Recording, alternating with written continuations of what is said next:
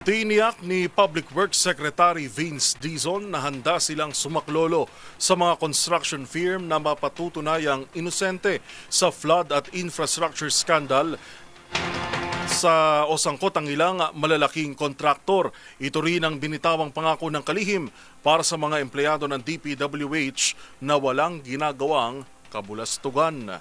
Ang balitang yan sa pagtutok ni Dustin Bayog. Handang tumulong ang Department of Public Works and Highways o DPWH sa mga construction company na mapatutunayang walang kinalaman sa anumang uri ng korupsyon.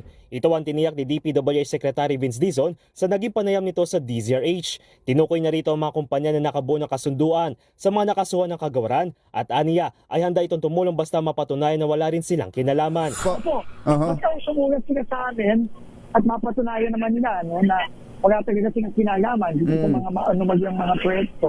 Tutulungan po natin sila. Siniguro rin ng kalihim ang mga pribadong kumpanya na walang ginagawang katiwalian at ginagawa ng tama ang kanilang trabaho na sila ay mababayaran ng pamahalaan. Bukod dito, handa rin protektahan ng kagawaran ang kanilang mga manggagawa basta hindi ito nasasangkot sa anumang uri ng korupsyon o maling gawain. Dagdag ng kalihim, wala dapat ikatakot ang mga kabaro nila sa DPWH kung wala naman itong ginagawang masama o tinatago. Kung wala kang maling ginagawa, alam mo naman, tama yan. Dapat wala kang itatago. Kung mga dapat matakot lang, yun yung mga tinatago. Saka yung alam nila, may mali siyang ginagawa.